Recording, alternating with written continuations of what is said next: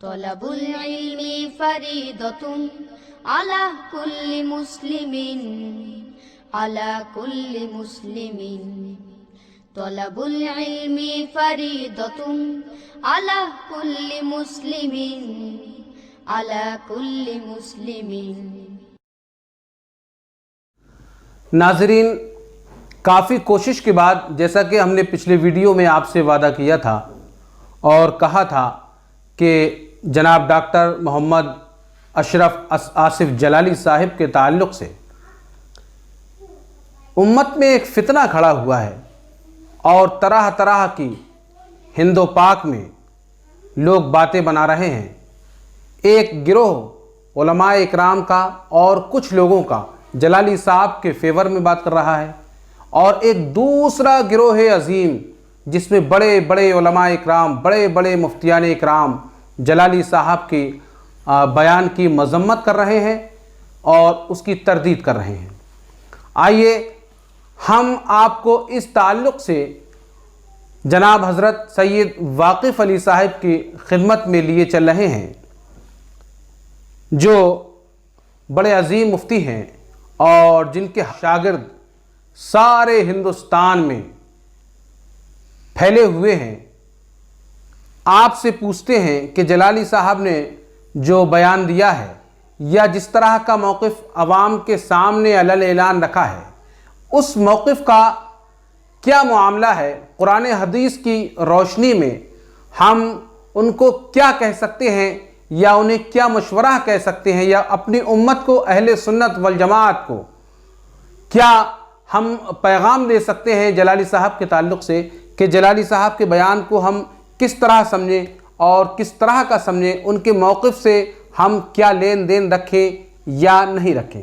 مفتی صاحب، ذرا آپ کو میں سب سے پہلے تو آپ کا اپنے چینل میں خیر مقدم کروں گا، اس کے بعد آپ سے گزارش کروں گا کہ جلالی صاحب کے تعلق سے قرآن و حدیث کی روشنی میں کیا معاملہ ہے، ان پر کیا حکم لگ سکتا ہے یا ہم ان کے لیے کیا خیال رکھیں؟ ذرا ہمیں اور ہمارے ناظرین کو بتائیے گا، بڑی مہربانی ہوگی. آپ نے جو سوال کیا ڈاکٹر اشرف آصف جلالی صاحب کے بارے میں،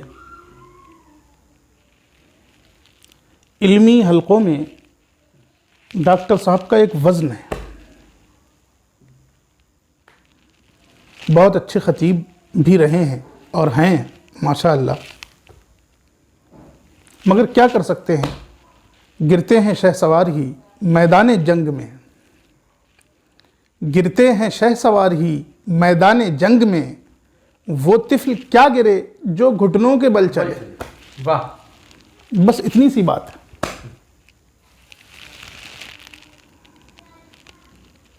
اصل میں جلالی صاحب کو پہلی فرصت میں اپنے موقف سے رجوع کر لینا چاہیے تھا. بے شک. آج اس بات پر جتنا افسوس کیا جائے کم ہے کہ اہل سنت دو حصوں میں بٹ گئے، کتنے عظیم انتشار کا شکار ہو گئے. صحیح. اس پر ہم جتنا افسوس کریں، جتنا ماتم کریں کم ہے. یوں تو ویسے بھی ہماری زبوں حالی، ہماری بدحالی دن بدن بڑھ رہی ہے. چھوٹی چھوٹی بات کو لے کر ہم ٹکڑوں میں بٹ جاتے ہیں، حصوں میں بٹ جاتے ہیں، گروہ، پھر گروہ میں گروہ در گروہ، پھر اس میں سے ہر گروہ میں گروہ در گروہ، جماعت در جماعت ہوتی چلی جاتی ہے. نہایت افسوس کی بات ہے کہ جلالی صاحب کی ایک چھوٹی سی غلطی کی وجہ سے امت دو حصوں میں منقسم ہو گئی. بے شک. اگر ذرا بھی سمجھداری سے کام لیا جاتا تو امت کو دو حصوں میں منقسم ہونے سے بچایا جا سکتا تھا. میں اس بحث میں نہیں پڑتا کہ انہوں نے کیا کہا، لیکن اس میں کوئی شک نہیں کہ جو انہوں نے کہا وہ اس طرح برسرے اسٹیج کہنا، چیخ چیخ کر علل اعلان لوگوں کو بتانا، یہ یقیناً بہت نازیبا طریقہ اور بہت غلط انداز تھا. اور یقیناً اس سے حضرت بی بی فاطمہ زہرا رضی اللہ تبارک و تعالی عنہا کو تکلیف ہوئی ہوگی۔ جلالی صاحب کم از کم اسی سے سبق لیتے کہ فقہا نے اس بات کی صراحت کی ہے کہ صحابہ اکرام کا ادب اور اہل بیت کی محبت ہی اصل ایمان ہے۔ بے شک بے شک۔ وہ لوگ جن کے لیے قرآن کہہ رہا ہے انما یرید اللہ لیذھب عنکم الرجس اہل البیت ویطہرکم تطہیرا، ان کا ذکر کرتے ہوئے ہمیں ادب کا دامن پکڑ لینا چاہیے۔ ہمیں یہ نہیں بھولنا چاہیے کہ ہمارے دائرے کیا ہیں، ہمیں یہ یاد رکھنا چاہیے کہ ہماری حدود کیا ہیں۔ ہم اپنے دائرے سے نکل کر غلطیاں گنانے لگے، آج 1400 سال کے بعد ہم ان کے فیصلے گنانے لگے، ہم ان کی غلطیاں شمار کرانے لگے جن کے لیے رب کریم فرماتا ہے اولئک الذین امتحن اللہ قلوبہم للتقوی، یہی ہے وہ جماعت جن کے دل اللہ نے تقوی اور پرہیزگاری کے لیے منتخب کر لیے۔ بے شک۔ تو جن کے دل منتخب ہو چکے ہیں ان کی غلطیاں ہم بتائیں گے، وہ خطائے اجتہادی ہو یا غیر اجتہادی۔ میں اس بحث میں نہیں پڑھنا چاہتا کہ انہوں نے خطا کی تفصیل، خطا کی وضاحت اجتہادی سے کر دی، خطا اجتہادی ہی صحیح، لیکن اس بے ادبی سے ذکر کرنا یقیناً جرم ہے۔ اس بارے میں میں عوام اہل سنت کو یہ مشورہ دوں گا کہ وہ اس سے الگ رہیں۔ علماء چونکہ خود اس مسئلے کو حل کرنے میں لگے ہیں اور حل کرنے کی کوشش کر رہے ہیں، اس لیے علماء کے حوالے کر دیں، وہ اس مسئلے کا حل خود کریں گے۔ ہم ذاتی طور پر اس معاملے سے اپنے آپ کو علیحدہ رکھیں، علماء جو حل کریں گے بہتر ہوگا، قرآن و حدیث کی روشنی میں ہوگا۔ اور ساتھ ہی ساتھ علماء کو بھی یہ بتانا چاہوں گا کہ ہر کس و ناکس اظہار خیال سے پہلے یہ سوچ لے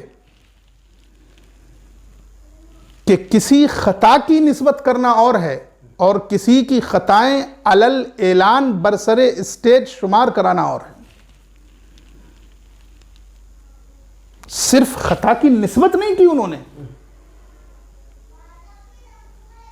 خطا کی نسبت کرنا یہ ایک دوسری چیز ہوتی ہے۔ کہیں برصغیر تذکرہ، کہیں کسی حدیث کی شرح میں بات آ گئی، کہیں کسی آیت کی تفسیر میں بات آ گئی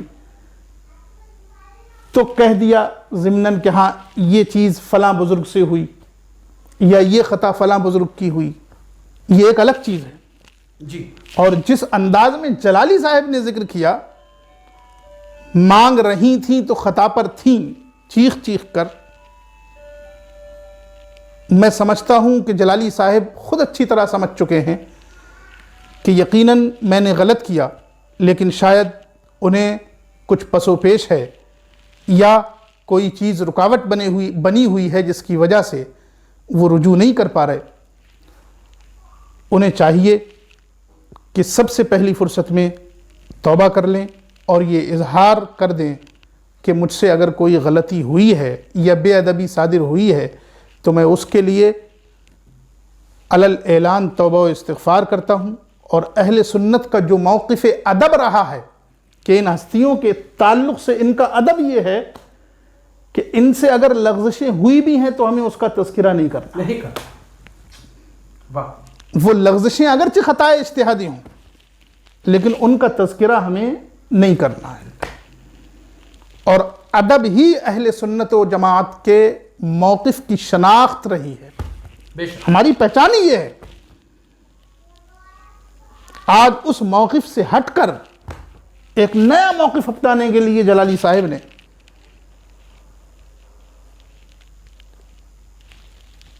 اس پر اصرار کیا کہ ہم رجوع نہیں کریں گے، حالانکہ انہیں خوب اچھی طرح معلوم ہے کہ ان سے غلطی ہو چکی ہے۔ غلطی کا تدارک یہ ہے کہ استغفار کر لیں، یہ تدارک نہیں ہے کہ اس پر اصرار کے ساتھ جمے رہیں۔ آج حالات اتنے خراب ہو گئے، کل اس سے کہیں زیادہ سنگین ہوں گے، پرسوں اس سے کہیں زیادہ نازک ہوں گے۔ اللہ تبارک و تعالی اہل سنت و جماعت پر اپنا کرم فرمائے، رحمتیں نازل فرمائے اور ان میں اتحاد و اتفاق کی دولت نصیب فرمائے، آمین۔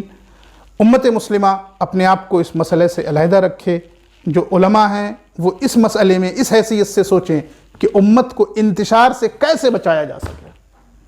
یقیناً یہ ایک بڑی غلطی ہے، لیکن بہرحال جلالی صاحب بھی ہماری جماعت کے ایک متحرک عالم دین ہیں، ان کو سمجھایا جائے، ان کو بتایا جائے، اور جہاں تک ہو سکے اگر وہ خود سے توبہ و رجوع کر لیں تو بہت بہتر ہو کہ اہل سنت و جماعت انتشار سے بچ جائیں۔ اللہ تبارک و تعالی توفیق عطا فرمائے۔